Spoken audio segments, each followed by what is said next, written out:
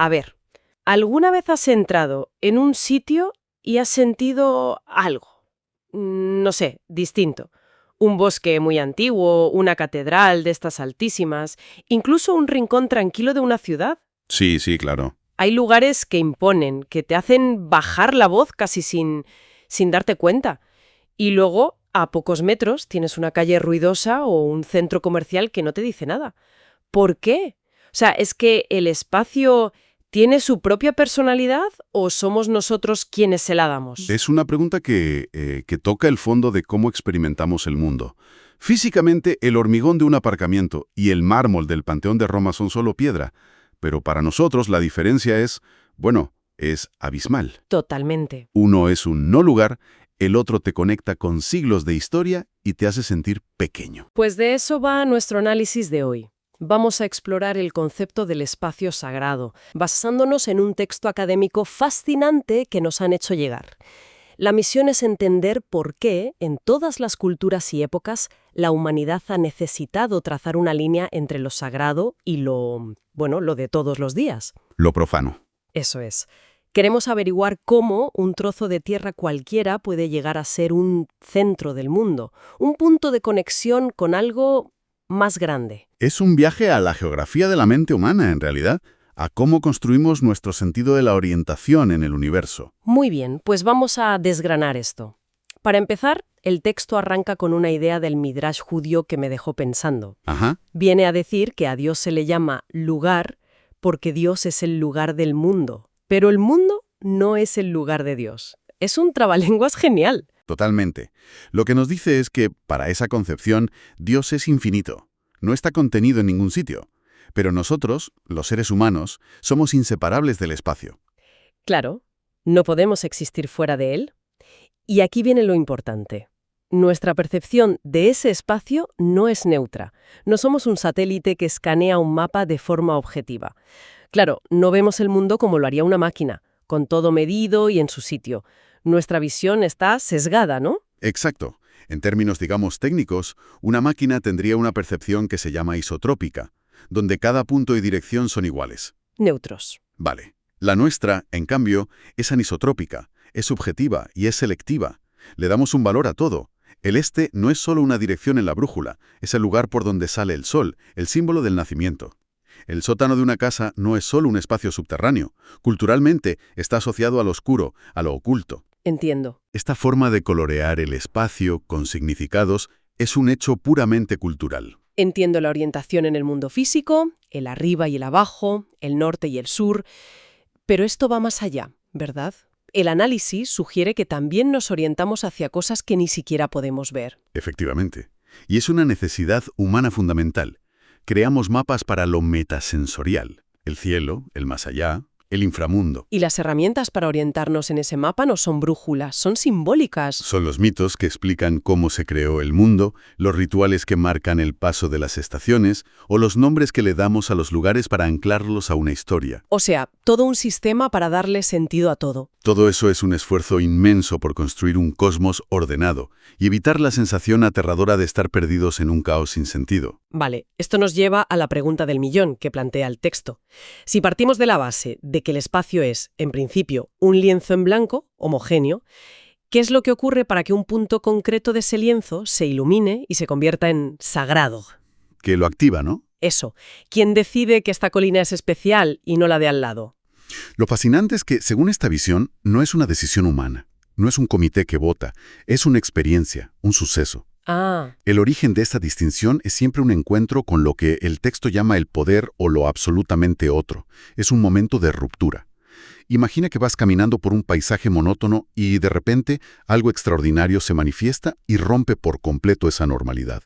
cuando leía esta parte, el ejemplo de Moisés y la zarza ardiente me pareció la clave de todo. Es el caso perfecto, sí. Un pastor haciendo su trabajo diario en un desierto que probablemente conocía como la palma de su mano. Un lugar sin ningún interés especial, exacto, un lugar cualquiera. Y de pronto ve algo imposible. Un arbusto que arde pero no se consume. Es la manifestación de lo divino, la hierofanía. Claro. En ese instante preciso, ese metro cuadrado de desierto deja de ser anónimo. Se transforma en su esencia. Se convierte en algo de otra categoría a un nivel fundamental. Y la orden que recibe lo confirma de una forma increíblemente potente. No le dicen escúchame, le dicen quítate las sandalias, porque el lugar que pisas es tierra sagrada. El espacio es el protagonista. Totalmente. Se ha transformado no por sus cualidades físicas, sino por la irrupción de ese poder. Y esto conecta con algo que estudia mucho el historiador de las religiones Mircea Eliade. Esta ruptura en el espacio no es un evento aislado. Crea un punto fijo, un ancla. Como una chincheta en un mapa en blanco. Eso es. Es como si una chincheta cósmica marcara un «usted está aquí». A partir de ese centro, la humanidad empieza a organizar todo el caos que la rodea. Se construyen santuarios, ciudades e incluso las propias casas, orientadas hacia ese punto, como si se estuviera recreando el orden del universo a pequeña escala. Hay una definición que se cita en el análisis que me gustó mucho, de un tal Chirio, Engels.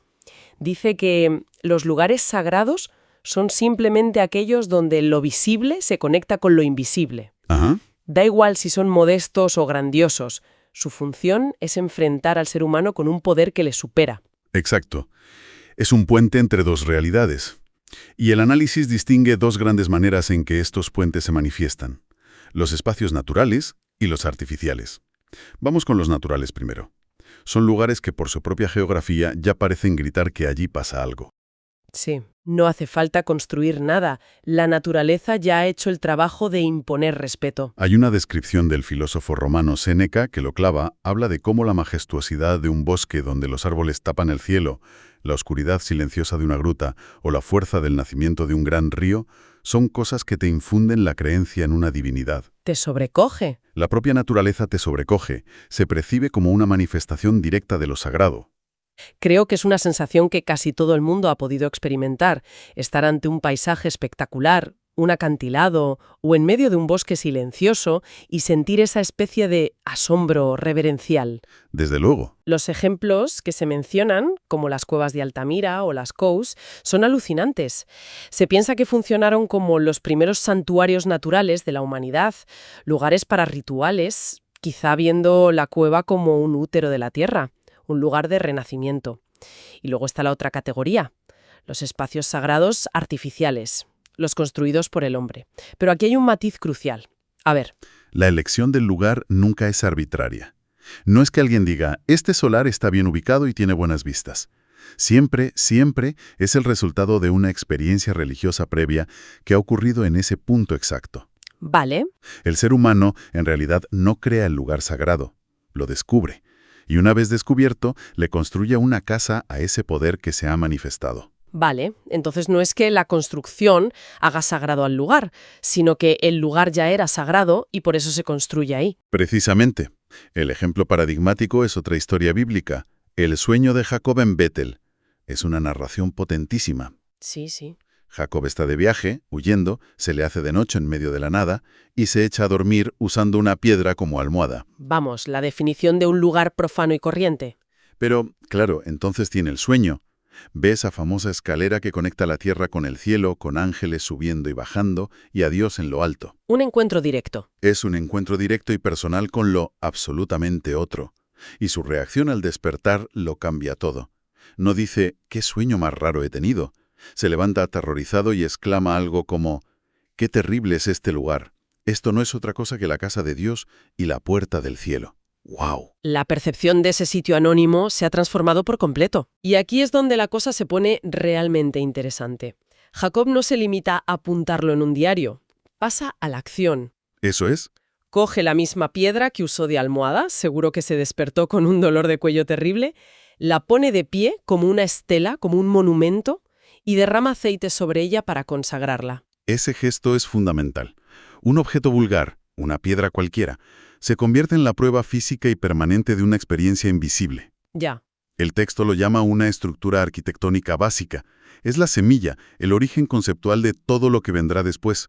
Es alucinante pensar que la ambición de construir una catedral gótica tiene su raíz en ese simple gesto de poner una piedra de pie. ¿Es verdad? De esa piedra se pasa a muros, a círculos de piedra monumentales como Stonehenge o los templos de Göbekli Tepe en Turquía, que tienen casi 12.000 años. Y de ahí, con más tecnología y sociedades más complejas, Llegamos a las pirámides, a las sinagogas, a las mezquitas. Pero la idea original es la misma, marcar un punto de conexión, lo que nos lleva, inevitablemente, a hablar del templo. El templo es la máxima expresión de esa idea, una institución universal en casi todas las civilizaciones. Las formas varían una barbaridad, claro, de una choza de barro a edificios colosales de mármol, pero la función es siempre doble. Por un lado, ser un lugar de comunicación con la divinidad. Y por otro, que esto me parece fascinante, funcionar como un ícono del mundo, como un cosmos en miniatura. Exacto, una metáfora visual que ayuda a la gente a entender el universo. El análisis de ejemplos muy claros de la arquitectura del Antiguo Oriente. Por ejemplo, los zigurats de Mesopotamia, esas torres escalonadas que construían en medio de llanuras inmensas. Claro. Eran literalmente montañas artificiales. Claro, en un lugar donde no hay montañas, construir una es una declaración de intenciones brutal. Es como decir, aquí creamos nuestro propio punto de contacto con el cielo. Y permitía a los sacerdotes y a los fieles ascender físicamente para acercarse a la morada de los dioses. Luego tienes otro modelo, como en Siria o Egipto, de santuarios rectangulares diseñados para crear una atmósfera de misterio. Una arquitectura de progresión. Eso es.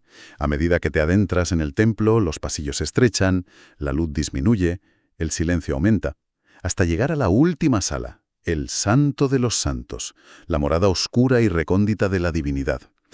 El objetivo es generar en el fiel una mezcla de pavor y admiración. Todo esto refuerza la idea de que la construcción no es un simple proyecto de obras, es un acto ritual en sí mismo. Totalmente. La propia construcción se veía como una repetición de la cosmogonía, de la creación del universo por los dioses. Sí. Se creía que los templos terrestres eran una copia de un modelo celestial perfecto. De hecho, en la mitología mesopotámica se cuenta que el gran templo de Marduk en Babilonia fue construido por los propios dioses, sobre las aguas caóticas del principio, como símbolo de la victoria del orden. ¿Una imago mundi? Por eso se consideraba una imago mundi, una imagen del mundo en miniatura. Cada elemento tenía un simbolismo cósmico. Y de ahí a otro concepto clave que se menciona, el templo como axis mundi, el eje del universo. Eso es. Si el templo es el centro del mundo, entonces es el único punto donde se cruzan los tres niveles del cosmos: el cielo, la tierra y el inframundo. Es un portal. Es el único lugar desde donde se puede viajar de uno a otro. Es un portal. Y los propios nombres que le daban a estos lugares lo dejan clarísimo. Tamia, que significa vínculo entre cielo y tierra. Exacto. O los que ya hemos visto. Betel, que Jacob llama puerta del cielo. Y la propia Babilonia, que significaba puerta de los dioses. No son nombres poéticos, son descripciones funcionales. No dejan lugar a dudas sobre su propósito. Son la columna vertebral que sostiene la realidad. Entonces, recapitulando un poco, todo empieza con una percepción subjetiva del espacio que deja de ser neutro.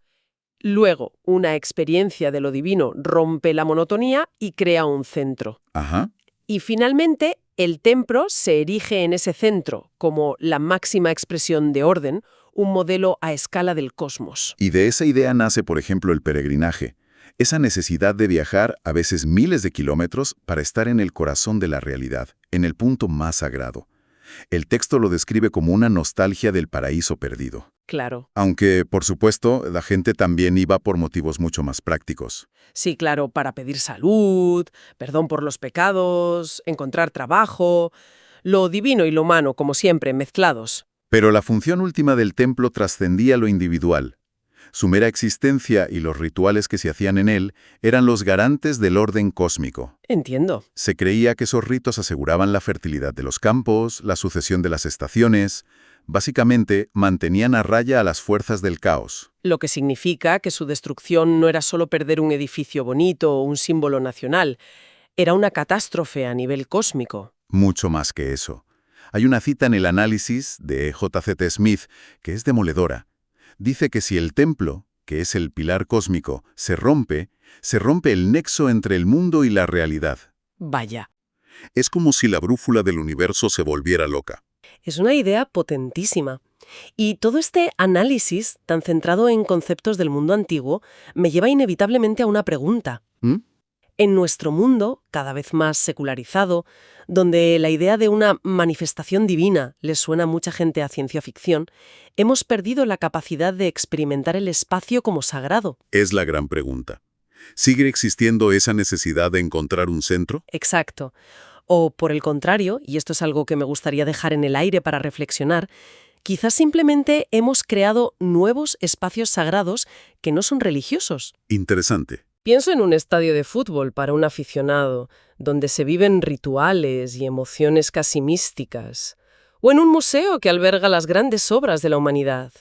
O en un parque nacional, donde la naturaleza nos recuerda nuestro lugar en el cosmos. ¿Son estos nuestros modernos centros del mundo? ¿Seguimos necesitando, aunque no lo llamemos así, una puerta del cielo?